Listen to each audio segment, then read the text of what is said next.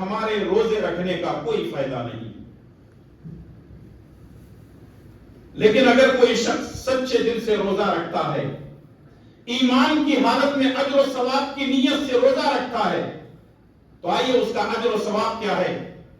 صحیح بخاری کی روایت، ابو ہریرہ رضی اللہ تعالیٰ عنہ فرماتے ہیں رسول اللہ صلی اللہ علیہ وسلم نے فرمایا من صام رمضان ایمانا و احتسابا غفر له ما تقدم من ذنبه. اگر کوئی شخص رمضان کے روزے رکھتا ہے ایمان کی حالت میں اور اجر و ثواب حاصل کرنے کی نیت سے، تو اللہ تبارک و تعالیٰ اس کے پچھلے سارے گناہوں کو معاف کر دیتا ہے. اللہ اکبر، کتنا بڑا انعام ہے ان روزہ رکھنے والوں کے لیے، کتنا بڑا انعام ہے ان روزہ رکھنے والوں کے لیے کہ اگر رمضان کے مکمل روزے ایمان کی حالت میں رکھتا ہے. اس کا مطلب یہ ہے کہ جو آدمی ایمان والا نہیں ہے اس کے روزے کو اللہ تعالیٰ قبول نہیں کرتا. کبھی کبھی ایسا ہوتا ہے کہ ہم لوگ خوش ہو جاتے ہیں رمضان کے مہینے میں فلاں شخص روزہ رکھ رہا ہے، وہ غیر مسلم روزہ رکھ رہا ہے، اس کے روزے کا کوئی فائدہ نہیں ہے جب تک کہ وہ ایمان نہیں لاتا. ایمان کی حالت میں روزہ قابل قبول ہوگا، ایمان کی حالت میں نماز قابل قبول ہوگی، ایمان کی حالت میں عبادت قابل قبول ہے. ایمان کے بغیر ساری چیزیں عبث اور بیکار ہیں. تو فرمایا رسول اللہ صلی اللہ علیہ وسلم نے کہ اگر کوئی آدمی ایمان کی حالت میں اور اجر و ثواب حاصل کرنے کی نیت سے، ظاہر سی بات ہے کہ ایک آدمی بھوک اور پیاس کو یوں ہی برداشت نہیں کرتا، بلکہ اس کے پیچھے جو مقصد ہوتا ہے کہ اجر و ثواب حاصل کرنا، اللہ تعالی کی رحمتوں کو حاصل کرنا ہوتا ہے. تو اللہ کے نبی صلی اللہ علیہ وسلم نے فرمایا غفر له ما تقدم من ذنبه، اللہ تبارک و تعالی اس کے پچھلے سارے گناہوں کو معاف کر دیتا ہے. اور ویسے بھی رمضان کے مہینے میں انسان مسجد کی طرف خود بخود آتا ہے، اس کو بلانے کی ضرورت نہیں پڑتی. نمازوں کو وہ خود پابند بنتا ہے، اس کو نمازوں کی دعوت دینے کی ضرورت نہیں پڑتی. وہ اپنے کاروبار تجارت کو چھوڑ کر اللہ کے گھر میں اپنا وقت گزارتا ہے. عام دنوں میں اس کو پکڑ کر کے لانا پڑتا ہے، اس کو قرآن کریم کی تاکید کرنی پڑتی ہے، لیکن رمضان میں خود بخود قرآن کی تلاوت کرنے لگتا ہے. اس کی بنیادی وجہ یہ ہے کہ اللہ تبارک و تعالی شیاطین کو قید کر دیتا ہے. اللہ تبارک و تعالی شیاطین کو قید کر دیتا ہے. سنن ابن ماجہ کی صحیح روایت ہے، ابو ہریرہ رضی اللہ تعالیٰ عنہ فرماتے ہیں رسول اللہ صلی اللہ علیہ وسلم نے فرمایا اذا كانت اول ليلة من رمضان صفدت الشياطين ومردت الجن.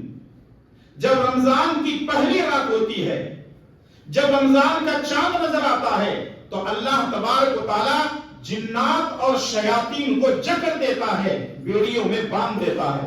جو سرکش شیاطین ہوتے ہیں، جو سرکش شیاطین ہوتے ہیں، جو باغی ہوتے ہیں، جو ہمیشہ فتنے مچاتے رہتے ہیں، اللہ تبارک و تعالیٰ ان شیاطین کو جکڑ دیتا ہے. اور آگے نبی صلی اللہ علیہ وسلم فرماتے ہیں وَغُلِّقَتْ أَبْوَابُ النَّارِ، جہنم کے دروازوں کو بند کر دیا جاتا ہے، جہنم کے دروازوں کو بند کر دیا جاتا ہے. فَلَمْ يُفْتَحْ مِنْهُ بَابٌ، جہنم کا کوئی دروازہ رمضان کے مہینے میں کھولا نہیں جاتا. وَفُتِحَتْ أَبْوَابُ الْجَنَّةِ، اور جنت کے دروازے کھول دیے جاتے ہیں.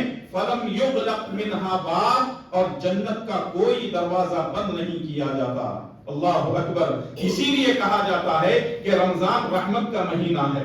جہنم کے دروازوں کو بند کر دیا جاتا ہے، کوئی دروازہ کھولا نہیں جاتا، اور جنت کے دروازوں کو کھول دیا جاتا ہے، کوئی دروازہ بند نہیں کیا جاتا.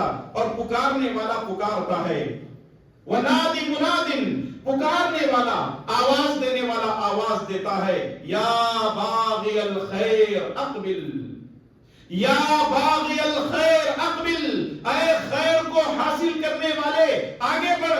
وَيَا باغی الشر اقصر، اور اے برائیاں کرنے والے اپنے آپ کو روک لے. رمضان کا مہینہ ہے، اے خیر کرنے والے آگے بڑھ، اور اے شر کرنے والے اپنے آپ کو روک لے. کیونکہ رمضان ایک ایسا مہینہ ہے کہ جس میں انسان خیر کو حاصل کرتا ہے اور شر سے بچنے کی کوشش کرتا ہے. وَلِلَّهِ وَتَقَى وذالک فی کل لیلہ، اور اللہ تبارک و تعالی رمضان کی ہر رات کو جہنمیوں سے آزادی دلاتا ہے، اور یہ ہر رات یہ معاملہ ہوتا ہے۔ تو میرے بھائی اور دوستو، مائیں اور بہنیں، بتانے کا مقصد یہ ہے کہ رمضان میں انسان خود بخود اللہ کی طرف اس لیے آتا ہے کیونکہ شیاطین کو بند کر دیا جاتا ہے، جکڑ دیا جاتا ہے، قید خانے میں ڈال دیا جاتا ہے۔ رمضان کی فضیلت میں، اس کی اہمیت میں، روزوں کی فضیلت میں صحیح بخاری اور صحیح مسلم کی یہ روایت، راوی حدیث سہل بن سعد رضی اللہ تعالیٰ عنہ ہیں، وہ فرماتے ہیں اللہ کے پیارے نبی جناب محمد رسول اللہ صلی اللہ علیہ وسلم نے فرمایا ان فی الجنت بابا، ان فی الجنت بابا یقال له ریان، جنت میں ایک دروازہ ہے جس کا نام ریان ہے، جنت میں ایک دروازے کا نام ریان ہے، یدخل منہ الصائمون یوم القیامہ، اس دروازے سے صرف روزے دار ہی داخل ہوں گے، لا يدخل معهم احد غیرهم، روزے دار کے علاوہ کوئی اور شخص اس کے اندر داخل نہیں ہوگا۔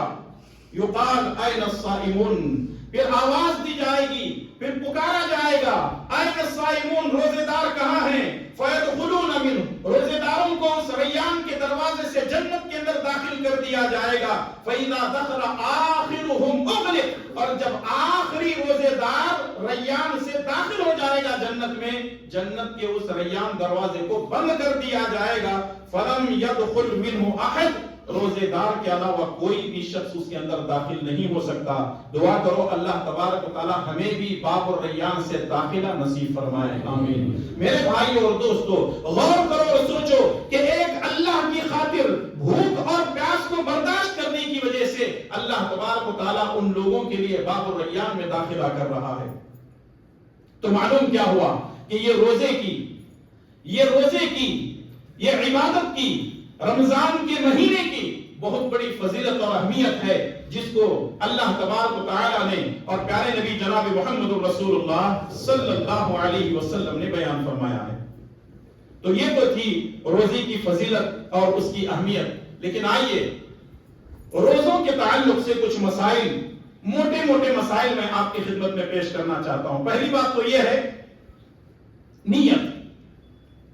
نیت کے بغیر کوئی کام نہیں ہوتا، نیت کے بغیر نہ نماز ہوتی ہے، نہ روزہ ہوتا ہے، نہ زکات ہوتی ہے، نہ صدقہ خیرات ہوتا ہے۔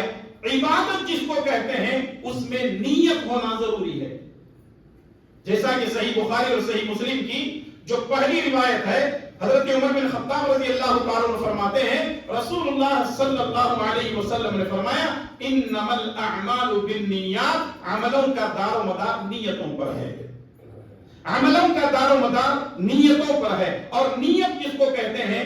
دل میں جو ارادہ بنتا ہے اسی کو نیت کہا جاتا ہے، دل میں جو ارادہ بنتا ہے اسی کو نیت کہتے ہیں۔ لیکن عجیب بات تو یہ ہے کہ ہمارے ماحول میں، ہمارے معاشرے میں، ہماری سوسائٹی میں باقاعدہ نیتوں کا اعلان مسجدوں سے ہوتا ہے۔ دل کے ارادے کا نام نیت ہے تو پھر مسجدوں سے اعلان کرنے کی ضرورت کیا ہے؟ اور یہ جو بات کہی جاتی ہے نویت بصوم غد من شہر رمضان، میں رمضان کے مہینے میں کل کے روزے کی نیت کرتا ہوں، رمضان کے مہینے میں کل کے روزے کی نیت کرتا ہوں، جبکہ روزہ آج کا رکھ رہے ہیں اور نیت کل کی کر رہے ہیں۔ غدن مانے عربی ڈکشنری میں جا کر کے آپ دیکھ لو، غدن مانے آج نہیں ہے، غدن مانے آئندہ کل، اور غدن کے مانے انگریزی میں ٹمارو کے آتے ہیں، کل والے دن۔ روزہ آج رکھ رہے ہیں، نیت کل کی کر رہے ہیں، اس کا مطلب یہ ہے کہ یہ نیت ہی غلط ہے۔ اب آپ کہیں گے کیا نبی کریم صلی اللہ علیہ وسلم سے اس کا ثبوت ہے؟ بالکل نہیں، کوئی ضعیف حدیث بھی نہیں ہے، کوئی موضوع من گھڑت روایت بھی نہیں ہے، یہ عوام میں پھیلی ہوئی ایک وبا ہے، ایک بلا ہے، اور اس طریقے سے لوگ اس کو اپنی زبانوں سے ادا کرتے ہیں۔ دل کے ارادے کا نام ہی نیت ہے، اور وہی انشاءاللہ تبارک و تعالی ہمارے لیے کافی ہے۔ اب جب آپ نے روزے کی نیت کر لی ہے، روزے کی نیت مغرب کے بعد سے لے کر طلوع طلوع فجر تک آپ کر سکتے ہیں، یعنی اذان کا جو وقت ہے اس وقت تک آپ نیت کر سکتے ہیں، مغرب کے بعد سے لے کر، یعنی گویا کہ آپ نے آج روزہ افطار کر لیا تو آپ سحری کے ٹائم تک آپ نیت کر سکتے ہیں، اور دل کے ارادے کا نام نیت ہے۔ اب رہی بات سحری کی، سحری کے تعلق سے صحیح مسلم کی روایت عمرو بن عاص رضی اللہ تعالیٰ عنہ فرماتے ہیں اللہ کے پیارے نبی صلی اللہ علیہ وسلم نے فرمایا فصل ما بین صیامنا و صیام اہل الکتاب اکلۃ السحر، ہمارے اور اہل کتاب کے روزوں میں صرف سحری کا فرق ہے، ہم سحری کرتے ہیں، اہل کتاب سحری نہیں کرتے، ہم سحری کرتے ہیں، اہل کتاب مطلب یہود و نصارہ یہ سحری نہیں کرتے ہیں، تو اس کا مطلب یہ ہے کہ سحری کرنا چاہیے، سحری کرنا سنت ہے۔ اور آگے نبی صلی اللہ علیہ وسلم نے فرمایا، صحیح بخاری اور صحیح مسلم کی روایت انس بن مالک رضی اللہ تعالیٰ عنہ فرماتے ہیں رسول اللہ صلی اللہ علیہ وسلم نے فرمایا تسحروا فإن فی السحور برکہ، سحری کرو اس لیے کہ سحری کھانے میں برکت ہے، سحری کرو سحری کھانے میں برکت ہے۔ تو معلوم کیا ہوا، ایک تو سحری کرنا اہل کتاب کی مخالفت ہے، اور دوسرے سحری کرنا نبی کی سنت ہے، اور تیسرے یہ ہے کہ سحری کھانے میں برکت ہے۔ تو جب ہم ان تمام چیزوں کا خیال کریں گے تو انشاءاللہ تبارک و تعالی ہماری سحری بھی صحیح ہوگی، ہمارا روزہ بھی صحیح ہوگا۔ لیکن سحری کب کھانا ہے اور کب نہیں کھانا ہے؟ عام طور پہ ہم لوگ دیکھتے ہیں کہ کچھ لوگ کاروبار تجارت سے آتے ہیں اور آنے کے بعد جو ہے وہ 2 بجے یا 2:30 بجے یا 3 بجے سحری کھا کر کے سو جاتے ہیں۔ آپ کی سحری ہو جائے گی، آپ کا روزہ بھی ہو جائے گا، لیکن یہ کام خلاف سنت ہے۔ افضل کیا ہے؟ افضل یہ ہے کہ آپ ادھر آخری چند لقمے کھا کر کے پانی پی رہے ہیں اور بس یوں 1-2 منٹ کے اندر اذان ہو رہی ہے، ایسے وقت تک آپ کو سحری کرنا ہے۔ 2-2:30 بجے اگر آپ سحری کرتے ہیں تو سحری بھی صحیح ہو جائے گی، روزہ بھی صحیح ہو جائے گا، لیکن سنت کی خلاف ورزی ہوگی۔ دیکھیں جب ہم سنت کو اہمیت دیں گے تو انشاءاللہ تعالی فائدے میں رہیں گے۔ اور رہا مسئلہ یہ کہ کب تک ہم کو سحری کرنی ہے، اس تعلق سے سنن ابو داؤد کی صحیح روایت ہے، ابو ہریرہ رضی اللہ تعالی عنہ فرماتے ہیں رسول اللہ صلی اللہ علیہ وسلم نے فرمایا اذا سمع احدكم النداء والاناء على يده فلا يضع حتى يقضي حاجته منه، اگر کوئی آدمی سحری کر رہا ہے اور اس کے ہاتھ میں پلیٹ ہے اور کھا رہا ہے، اذان ہو جائے تو نبی صلی اللہ علیہ وسلم نے فرمایا کہ جتنا اس کے پلیٹ میں باقی ہے فوراً کھا لے اور پانی پی لے، انشاءاللہ تبارک و تعالی اس کا روزہ، اس کی سحری صحیح ہے۔ اس کا مطلب یہ نہیں ہے کہ اذان ہو رہی ہے تو حدیث میں اجازت ہے کھا سکتے ہیں، 1 پلیٹ بریانی کھا لیے پھر دوسری بریانی لے رہے ہیں، نہیں، یہ مقصد نہیں ہے، بس چند لقمے کھا لو، جلدی سے پانی پی لو، ختم۔ ہم نے کچھ لوگوں کو ایسے بھی دیکھا ہے کہ اذان ہو رہی ہے، اذان کے وقت میں جب جاگتے ہیں تو جلدی سے پانی پی، کھجور کھا کر کے پانی پی لیتے ہیں، کوئی نہیں، یہ صحیح نہیں۔ اگر آپ اذان کے وقت بھی جاگتے ہیں تو چھوڑ دیں، ایسی حالت میں سیدھے وضو کر لیں، نماز کے لیے آ جائیں، لیکن ایسے وقت میں کھانا مناسب نہیں ہے۔ یہ اس آدمی کے لیے ہے جس کے ہاتھ میں پلیٹ ہے اور چند لقمے کھانا چاہتا ہے، جلدی سے کھا کر کے پانی پی لے۔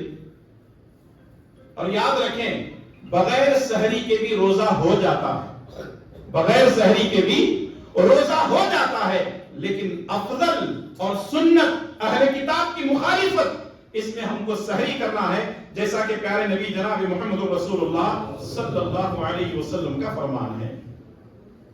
ٹھیک ہے، ہم نے سحری بھی کر لی، سحری کی نیت ہم نے کر لی ہے، روزے کی نیت بھی ہم نے کر لی ہے، لیکن دن بھر کا شیڈول کیا ہونا چاہیے؟ دن بھر ہم کو کرنا کیا ہے؟ دن بھر سب سے پہلی بات تو یہ ہے کہ نمازوں کی پابندی کرنی ہے، فرض نمازوں کی پابندی باجماعت ادا کرنا ہے۔ دوسری چیز قرآن کریم کی تلاوت، جیسے میں نے اس سے پہلے بھی کہا تھا کہ اگر آپ قرآن کریم کو 2-3 مرتبہ ختم نہیں کر سکتے تو کم سے کم 1 مرتبہ تو رمضان میں ختم کریں۔ تیسری چیز یہ ہے کہ ذکر و اذکار کی پابندی کریں، صبح کے جو اذکار ہیں فجر کے بعد پڑھیں، شام کے جو اذکار ہیں وہ عصر کے بعد پڑھیں۔ اور چوتھی چیز یہ ہے سنت نمازوں کی پابندی کریں. ہمارے ہاں ایک ماحول یہ بھی بنا ہوا ہے کہ پہلی بات تو یہ ہے کہ کچھ لوگ نفل پڑھتے ہی نہیں. ارے نفل پڑھنا تو دور کی بات ہے، کچھ لوگ ایسے جو سنتوں کی بھی پابندی کرتے ہیں. نماز جیسے ہی امام صاحب السلام علیکم ورحمۃ اللہ السلام علیکم فوراً موبائل لے کر بیٹھتے ہیں، ایسے معلوم ہوتا ہے قبول ہونے کا میسج آ گیا ہے، تیری نماز قبول ہوئی کہ نہیں ہوئی. یہ کیا مذاق ہے؟ اللہ کے گھر میں بیٹھ رہے ہیں آپ. تو فرض نمازوں کے بعد باقاعدہ اذکار ہے، اذکار کے بعد پھر آپ جو ہے سنتوں کی پابندی کریں. اور جو سنتوں کی پابندی کرتے ہیں، رسول اللہ صلی اللہ علیہ وسلم نے فرمایا، سنن ترمذی کی روایت ہے، اگر کوئی شخص 5 وقتہ فرض نمازوں کے ساتھ 12 رکعت سنتوں کی پابندی کرتا ہے تو اللہ تعالیٰ اس کے لیے جنت میں ایک محل تعمیر کرتا ہے. تو اس لیے سنتوں کی پابندی کریں. اور 5ویں چیز یہ ہے نماز تراویح کی پابندی کریں. یہاں مجھے یہ بات کہنے دیجئے، وہ یہ ہے کہ ہمارے بہت سارے مسلمان بھائی اور مسلمان عورتیں فرض نمازوں کی پابندی نہیں کرتے ہیں اور تراویح نہیں چھوڑتے ہیں. عجیب منطق ہے ان لوگوں کی. آج تک میری بات سمجھ میں نہیں ہے کہ یہ لوگ ایسے کیوں کرتے ہیں. جو فرض نمازیں ہیں وہ فرض ہیں، اس کو چھوڑنا نہیں ہے، لیکن وہ چھوڑ دیتے ہیں. تراویح اگر نہیں بھی پڑھیں گے تو کوئی گناہ نہیں ہے.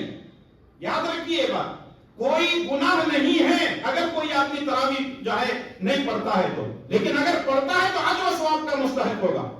اس کے لیے پیارے نبی صلی اللہ علیہ وسلم کا فرمان ہے، رسول اللہ صلی اللہ علیہ وسلم نے فرمایا، من قام رمضان ایمانا واحتسابا غفر له ما تقدم من ذنبه. اگر کوئی آدمی ایمان کی حالت میں اور اجر و ثواب حاصل کرنے کی نیت سے قیام کرتا ہے، تراویح کی پابندی کرتا ہے، اللہ تبارک و تعالیٰ اس کے پچھلے سارے گناہوں کو معاف کر دیتا ہے. اجر و ثواب کا باعث ہے تراویح پڑھنا، لیکن فرض نمازوں کی پابندی نہ کرتے ہوئے صرف تراویح کو پڑھنا، میں سمجھتا ہوں یہ سراسر غلط ہے. ہمارے معاشرے کے اندر لوگوں کو معلوم نہیں ہے کہ فرض کی کتنی بڑی اہمیت ہے اور نوافل کی کتنا بڑا مقام اور مرتبہ ہے. اب فرض چھوڑ دیتے ہیں اور تراویح کو یوں سمجھتے ہیں، یعنی لوگ جو ہے وہ اتنی زیادہ اہمیت دیتے ہیں، ارے میری تراویح چھوٹ گئی، ارے میری تراویح چھوٹ گئی. جو فرض چھوٹ رہا ہے اس کا کیا ہوگا؟ اور یہ تراویح کے چکر میں لوگ جو ہے بہت سارے غلط کام کر بیٹھتے ہیں. اور یہ بھی دیکھا جاتا ہے کہ رمضان کے مہینے میں تراویح کی پابندی ہوتی ہے، رمضان میں بھی فرائض کی پابندی نہیں ہوتی، رمضان کے بعد بھی فرائض کی پابندی نہیں ہوتی. ایک بہت بڑا المیہ ہے اس امت کا. اللہ تبارک و تعالی ہم سب کو نیک توفیق عطا فرمائے، آمین.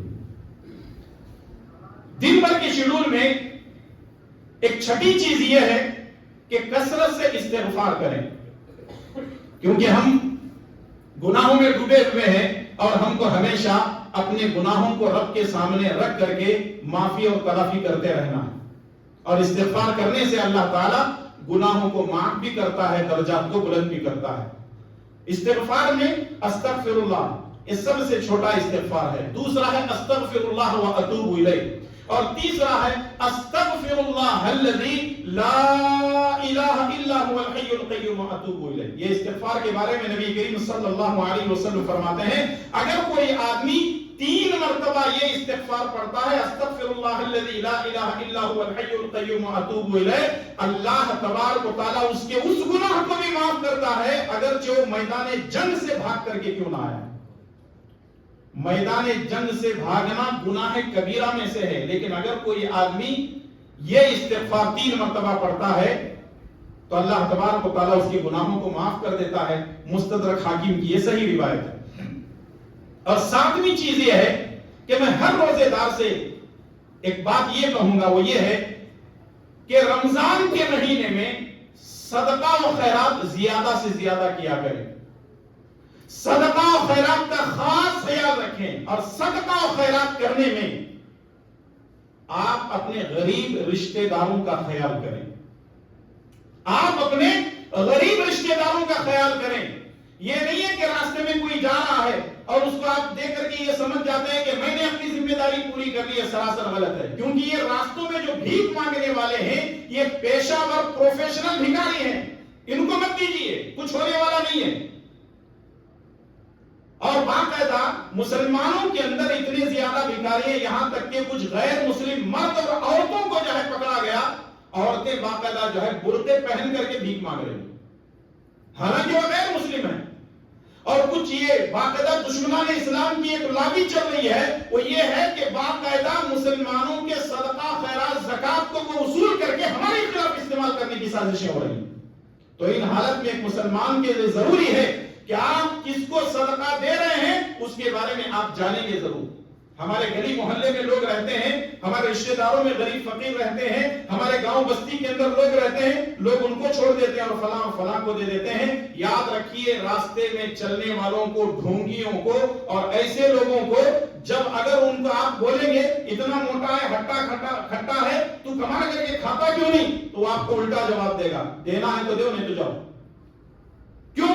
وہ پروفیشنل اور وہ باقاعدہ پیشہ ور ہیں، ان کو ماں باپ نے، خاندان والوں نے اسی انداز سے پالا ہے اور وہ بھیک مانگتے اپنی زندگی گزارتے رہیں۔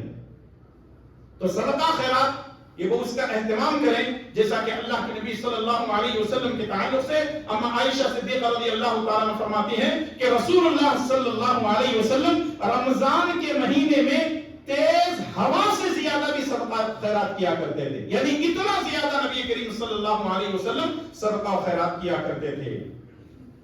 دن بھر کا شیڈول آپ نے بنا لیا، لیکن ہمارے کچھ نوجوان دن کا شیڈول کیسے بنا لیتے ہیں؟ سحری کھائے وہیں لڑک گئے، سحری کھائے وہیں پہ لڑک گئے، نہ فجر نہ ظہر نہ عصر، اس کی ماں کو زبردستی اٹھانا پڑتا ہے، رات بھر جگا ہوتا ہے اور دن بھر اس کو سونا ہے۔ اب افطار کے قریب اس نوجوان کو جگانا ہوتا ہے، بیٹے اب بس اذان ہونے والی ہے، جلدی اٹھ جا۔ اب وہ آنکھیں مونتے ہوئے اٹھے گا اور پھر اس کے بعد نتیجہ یہ ہوگا اذان ہو رہی ہے اور ابھی اس کو برش کرنا ہے۔ تو یہ روزہ نہیں ہے، یہ روزہ نہیں ہے، یہ روزے کے ساتھ مذاق ہے، اور اللہ تبارک و تعالیٰ کو ایسے بھوکے اور پیاسے رہنے کی چندہ ضرورت نہیں ہے۔ تو اس لیے روزے کا جو مقصد ہے، اس کی روح ہے، وہ عبادت ہے، اگر وہ نہ ہو تو پھر اس کا کوئی فائدہ نہیں ہے۔ اب رہی بات افطار کی، صحیح بخاری اور صحیح مسلم کی روایت ہے، سہل بن سعد رضی اللہ تعالیٰ عنہ فرماتے ہیں رسول اللہ صلی اللہ علیہ وسلم نے فرمایا لا یزال الناس بخیر ما عجل الفطر، لوگ ہمیشہ بھلائی کے ساتھ رہیں گے، لوگ ہمیشہ بھلائی کے ساتھ رہیں گے جب تک روزے میں جلدی افطار کریں گے۔ لوگ ہمیشہ بھلائی کے ساتھ رہیں گے جب تک لوگ بھلائی کے ساتھ رہیں گے جب روزے کی افطاری میں جلدی کریں گے۔ افطار میں جلدی کرنے کا کیا مطلب ہے؟ 5 منٹ پہلے کھانے لائق نہیں۔ افطار میں جلدی کرنے کا مطلب یہ ہے ادھر سورج غروب ہوا اور ادھر آپ نے افطار کر لی، سورج غروب ہونے کے بعد افطار کر لینا، یہ پیارے نبی صلی اللہ علیہ وسلم کی سنت ہے۔ اب کچھ لوگ یہ کہتے ہیں کہ نہیں، تھوڑا سا احتیاط کرتے ہیں، ہو سکتا ہے سورج ابھی نہیں ڈوبا ہو، لگتا ہے ان کا سورج ڈوبنے والا ہے جس کی وجہ سے وہ اللہ تبارک و تعالیٰ کے بنائے ہوئے سورج پر اعتراض کر رہے ہیں۔ اگر آپ کو سمجھ میں نہیں آتی تو سائنس ٹیکنالوجی اتنے آگے جا چکی ہے، آپ گوگل میں دیکھ لیں کہ آپ کے شہر میں سورج کتنے بجے نکلتا ہے اور سورج کتنے بجے ڈوبتا ہے۔ سورج ادھر ڈوب گیا فوراً افطار کرنا ہے۔ کچھ لوگ کہتے ہیں کہ نہیں 3 منٹ رکتے ہیں، 5 منٹ رکتے ہیں، کچھ لوگ 10 منٹ، اور آپ کو معلوم ہونا چاہیے کہ شیعہ تقریباً 15 سے 20 منٹ 25 منٹ رکتے ہیں۔ وہ کہتے ہیں کہ غروب کے بعد افطار نہیں ہے، اللہ نے فرمایا کہ رات میں افطار کرو، اس لیے وہ رات میں افطار کرتے ہیں۔ میرے بھائیو اور دوستو، دین اسلام بہت آسان ہے، دین اسلام بہت آسان ہے، شرط یہ ہے کہ نبی کی سنت کا جذبہ ہمارے اندر ہونا چاہیے۔ جس آدمی کے اندر نبی کی سنت پر عمل کرنے کا جذبہ نہ ہو، پھر وہ ساری چیزیں عبث اور بیکار ہیں۔ بہت سارے لوگوں کو اہل حدیثوں کی مساجد میں جو وقت پر یعنی سورج غروب ہونے کے فوراً بعد اذان ہوتی ہے اس پر اعتراض ہے، کہتے ہیں کہ یہ لوگ 2-3 منٹ احتیاط کیوں نہیں کر لیتے؟ ہم یہ کہتے ہیں نبی کی سنت بڑی ہے یا آپ کی بات بڑی ہے؟ اور کوئی بھی یہ نہیں کہے گا کہ ہماری بات بڑی ہے، بلکہ یہی کہے گا کہ نبی کی سنت بڑی ہے۔ جب نبی کی سنت بڑی ہے تو نبی کی بات کو اہمیت دیجیے۔ اور آگے نبی کریم صلی اللہ علیہ وسلم نے افطار کے وقت میں کوئی لمبی چوڑی دعا نہیں سکھائی ہے۔ افطار کے وقت میں جو دعا پڑھی جاتی ہے وہ سنن ابو داؤد کے حوالے سے ہے، اور اکثر و بیشتر محدثین نے اس دعا کو ضعیف قرار دیا. پھر ہم کیا پڑھیں گے افطار کے وقت میں جو ہر وقت پڑھتے ہیں؟ بسم اللہ. بسم اللہ ہم کو یہ پڑھنا ہے. اور جیسے کچھ لوگ یہ دعا بھی پڑھتے ہیں بسم اللہ وعلی برکت اللہ، کوئی برکت اللہ نہیں ہے، صرف بسم اللہ پڑھنا ہے. یہ جو دعائیں ہیں نا یہ پرانی ہو چکی ہیں. پرانی مطلب یہ ہے کہ ان پر باقاعدہ ریسرچ ہونے کے بعد یہ بات ثابت ہو چکی ہے کہ یہ دعائیں تحقیق کے بعد اپنے سند کے اندر جو ہے مضبوط نہیں ہے، جس کی وجہ سے ان کو چھوڑ دیا جائے گا. اب رہا مسئلہ ہے کہ افطار میں ہم کیسے افطار کریں گے. سنن ابو داؤد اور ترمذی کی صحیح روایت انس بن مالک رضی اللہ تعالی عنہ فرماتے ہیں رسول اللہ صلی اللہ علیہ وسلم کان رسول اللہ صلی اللہ علیہ وسلم یفطر علی رطبات قبل ان یصلی. نبی صلی اللہ علیہ وسلم نماز پڑھنے سے پہلے تازہ کھجوروں سے افطار کیا کرتے تھے. رطب ایک کھجور کی قسم ہے. رسول اللہ صلی اللہ علیہ وسلم رطب سے یا پھر تازہ کھجوروں سے افطار کیا کرتے تھے قبل ان یصلی، نماز پڑھنے سے پہلے. فإن لم يكن رطبات، اگر تازہ کھجور نہ ملے، فعلى ثمرات، تو ایسی حالت میں فعلى ثمرات آپ سوکھے کھجور سے بھی افطار کر سکتے ہیں. فإن لم تكن حصى حصوات من ماء، اور اگر ایسا نہیں ہے کھجور نہیں مل رہا ہے تو پانی سے آپ روزہ افطار کر سکتے ہیں. تازہ کھجور نہ ملنے پر سوکھے کھجور نہ ملنے پر نمک کے ذریعے جو ہے پانی کے ذریعے سے آپ جو افطار کر سکتے ہیں. میری زبان سے نمک اس لیے نکلا کیونکہ ہمارے معاشرے کے اندر جو ہے اگر کھجور نہ ہو تو پانی کو اہمیت نہیں دیتے ہیں، کہتے ہیں کہ نمک پہلے کھاؤ پھر اس کے بعد. یہ آج تک لاجک سمجھ میں نہیں ہے نمک کیوں کھایا جاتا ہے. کھجور کے بارے میں تو بڑے فائدے ہیں، اس کے اندر پورے کے پورے وٹامن ہوتے ہیں. یہ نمک کھانے سے بی پی والا اور بیچارہ جو ہے اور پریشان ہو جائے گا اور بی پی بڑھ جائے گی اس کی. تو یہ نمک سے افطار کرنا کسی حدیث میں نہیں ہے، یہ لوگوں کی اپنے بنائی ہوئی چیزیں ہیں. اور کچھ لوگ ایسے بھی ہیں جو کھجور اور پانی سے ڈائریکٹ نمک سے افطار کرتے ہیں پھر اس کے بعد کھجور اور پانی استعمال کرتے ہیں. یہ بھی خلاف سنت ہے. لیکن جو باتیں میں آپ کے سامنے رکھ رہا ہوں وہ یہ ہے کہ ہم سنت کو اہمیت دیں گے، جو غیر سنت ہے اس کا کوئی مقام اور مرتبہ نہیں. اور الحمدللہ ہم یہ بات سینہ ٹھوک کر کے کہتے ہیں کہ نبی کی سنت کے سامنے کسی کا قول اور فعل نہیں چلے گا. نبی کی سنتوں کو اہمیت دیجئے، تب جا کر کے ہم سچے اور پکے مسلمان ہو سکتے ہیں. تو معلوم کیا ہوا، افطار کرنے میں اگر کوئی آدمی جو ہے تازہ کھجوریں مل جائے تو ٹھیک ہے، نہیں تو کم سے کم سوکھے کھجور استعمال کر لیں، اور اگر نہیں تو پانی سے آپ افطار کر سکتے ہیں. اور افطار کرنے کی جو دعا ہے، افطار کے بعد کی جو دعا ہے وہ سنن ابو داؤد کی صحیح روایت ہے. ابن عمر رضی اللہ تعالیٰ عنہ فرماتے ہیں کہ رسول اللہ صلی اللہ علیہ وسلم جب افطار کرتے تو یہ دعا پڑھتے ذهب الظمأ وابتلت العروق وثبت الاجر انشاءاللہ. ذهب الظمأ، پیاس بجھ گئی، وابتلت العروق، رگیں تر ہو گئی، وثبت الاجر انشاءاللہ، اللہ نے چاہا تو ضرور اس کا اجر ہمیں ثابت ہو کر رہے گا، اس کا اجر ہمیں مل کر کے رہے گا. ظاہر سی بات ہے کہ ایک آدمی جو ہے افطار کے وقت میں جب اللہ تبارک و تعالیٰ سے یہ دعا کرتا ہے تو اس کی دعا بھی قبول کرتا ہے اللہ تبارک و تعالیٰ، اور ان دعاؤں کے ذریعے سے اللہ تبارک و تعالیٰ راضی بھی ہوتا ہے. بہت ہی جلدی میں کچھ باتیں میں آپ کے سامنے بیان کرنے جا رہا ہوں. یہ ہے کہ روزے میں کون سی چیز جائز ہے، یعنی کون سا کام کر سکتے ہیں. نمبر 1، مسواک کر سکتے ہیں. روزے کی حالت میں مسواک کر سکتے ہیں. لگے ہاتھوں یہ بھی بتا دوں، آپ برش کر سکتے ہیں پیسٹ کے ساتھ. شیخ ابن باز رحمۃ اللہ علیہ نے اس کی اجازت دی ہے. کچھ لوگوں نے کہا نہیں اس کا پیسٹ اگر منہ حلق کے اندر جائے. آپ حلق کے اندر اتنا کیوں کرتے ہیں کہ اب اتنا زور سے کیوں کریں کہ حلق کے اندر چلے جائے، ورنہ نبی صلی اللہ علیہ وسلم نے روزے کی حالت میں کلی کرنے میں بھی احتیاط کرنے کی تاکید کی ہے. تو اگر کوئی آدمی برش کرنا چاہتا ہے تو کر سکتا ہے، مسواک کرنا چاہتا ہے تو کر سکتا ہے. دوسری چیز یہ ہے کہ بھول کر کھا پی لینے سے روزہ نہیں ٹوٹتا. نبی صلی اللہ علیہ وسلم کے پاس ایک آدمی کے بارے میں کہا گیا کہ ایک آدمی نے جو ہے بھول کر کے کھا پی لیا. نبی صلی اللہ علیہ وسلم نے فرمایا اس کو اللہ نے کھلایا ہے، اللہ نے پلایا ہے. تو شروع میں یہ ہوتا ہے اور کبھی کبھی بچے بھی یہ کام کر لیتے ہیں، اس سے روزے پر فرق نہیں پڑتا. تیسری چیز یہ ہے کہ سر پر پانی ڈالنے سے اور غسل کرنے سے روزہ نہیں ٹوٹتا. ہاں اگر ندی میں کوئی آدمی نہا رہا ہے، تالاب وغیرہ میں ڈبکی مار رہا ہے تو وہاں احتیاط کرے کہ اس میں جو ہے حلق اور ناک کے ذریعے سے پانی پیٹ کے اندر جا سکتا ہے.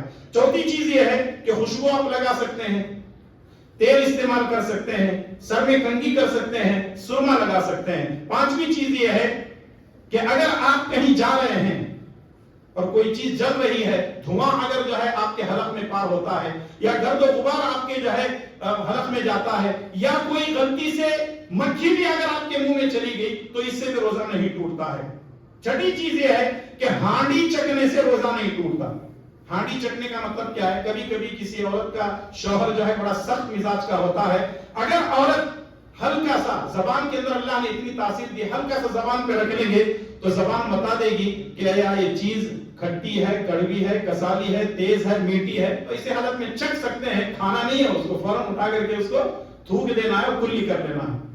ساتویں چیز یہ ہے، احتلام ہو جانے سے، نائٹ فال ہو جانے سے، اگر کسی نوجوان کو احتلام ہو جاتا ہے روزے کی حالت میں، تو روزے کی حالت میں احتلام ہونے کی وجہ سے روزہ نہیں ٹوٹتا، وہ جا کر کے غسل کر لے۔ آٹھویں چیز یہ ہے کہ خون نکلنے سے روزہ نہیں ٹوٹتا۔ ہاں، اگر حد سے زیادہ خون نکل جاتا ہے تو روزہ ٹوٹ سکتا ہے، اور روزے کی حالت میں اہل علم نے کہا ہے کہ کسی کو خون دینا نہیں ہے۔ جیسے کسی آپ کے قریب میں سے کسی کا ایکسیڈنٹ ہو گیا اور ڈاکٹر نے کہا کہ خون دے دو، تو ان کو کہیں خون کا انتظام کریں، ہم مغرب کے بعد خون دے دیں گے، لیکن اس طرح خون دینا مناسب نہیں ہے۔ روزے میں جو چیز ناجائز ہے وہ ہے غیبت کرنا۔ غیبت کرنا ویسے عام حالات میں بھی جائز نہیں ہے، لیکن روزے کی حالت میں ہم غیبت نہیں کر سکتے، جھوٹ نہیں بول سکتے، لڑائی جھگڑا نہیں کر سکتے۔ اگر کوئی گالی دے، لڑائی جھگڑا کرے تو نبی صلی اللہ علیہ وسلم نے فرمایا کہ اس سے کہو انی صائم، میں روزے سے ہوں، یہ کام نہیں کر سکتا۔ دوسری چیز، فحش باتیں نہیں کر سکتے۔ فحش باتیں جو عام طور پہ میاں بیوی کی جو پیار و محبت کی باتیں ہوتی ہیں وہ روزے کی حالت میں نہیں کر سکتے۔ اور تیسری چیز ہے، کلی اور ناک میں پانی ڈالنے سے تھوڑا سا احتیاط کریں تاکہ ناک کے ذریعے سے اور کلی کرتے ہوئے منہ کے ذریعے سے پانی پیٹ میں نہ جائے۔ روزہ توڑنے والی چیزیں، یعنی جن چیزوں کی وجہ سے روزہ ٹوٹتا ہے، نمبر ایک، جان بوجھ کر طے کرنے سے، جان بوجھ کر الٹی کرنے سے روزہ ٹوٹ جاتا ہے۔ ہم چاہتے نہیں ہیں لیکن کسی وجہ سے پیٹ میں گڑبڑ ہونے کی وجہ سے اور خود بخود اگر الٹی آ جاتی ہے تو اس سے روزہ نہیں ٹوٹے گا۔ نمبر دو، حیض و نفاس، چاہے وہ ڈلیوری کی ناپاکی ہو، چاہے وہ منتھلی ہو، عورت کا جو مسئلہ ہے ناپاکی کا، اس سے بھی جو ہے روزہ ٹوٹ جاتا ہے۔ نمبر تین، جماع، ہم بستری کی وجہ سے روزہ ٹوٹ جاتا ہے روزے کی حالت میں، لیکن رات میں جو ہے یہ چیز جائز ہے۔ نمبر چار، مرتد، یعنی اگر کوئی آدمی اسلام سے پھر جاتا ہے، ایک آدمی روزے سے ہے لیکن وہ اسلام سے پھر گیا، مرتد ہو گیا، تو اس کا روزہ بھی ختم ہو جائے گا، اس کا روزہ جو ہے ضائع ہو جائے گا۔ تو یہ کچھ مسائل تھے جو آپ کے سامنے پیش کیے ہیں، فضائل اور مسائل رمضان کے۔ اس موضوع پر بہت ہی اہم باتیں آپ کی خدمت میں پیش کرنے کی میں نے کوشش کی ہے۔ مجھے امید ہے کہ انشاءاللہ تعالیٰ آپ اس سے بھرپور فائدہ اٹھا کر رمضان کی سعادتوں اور برکتوں کو حاصل کرنے کی کوشش کریں گے۔ اللہ سے دعا ہے کہ رب العالمین مجھے اور آپ تمام کو رمضان کے مکمل روزے رکھنے، تراویح کی پابندی کرنے، قرآن کریم کو پڑھنے سننے کی توفیق عطا فرمائے۔ اے اللہ ہمارے گناہوں کو معاف فرما، اے اللہ ہماری نیکیوں کو قبول فرما، تیرے احکامات پر عمل کرنے کی توفیق عطا فرما، پیارے نبی صلی اللہ علیہ وسلم کی تعلیمات پر عمل کرنے کی توفیق عطا فرما، نبی کریم صلی اللہ علیہ وسلم کی سنتوں پر اپنی زندگی گزارنے کی توفیق عطا فرما، جب تک ہمیں زندہ رکھ اسلام پر زندہ رکھ اور خاتمہ بالخیر فرما، آمین یا رب العالمین۔ ربنا تقبل منا انك انت السميع العليم، سبحان ربك رب العزة عما يصفون، وسلام على المرسلين، والحمد لله رب العالمين۔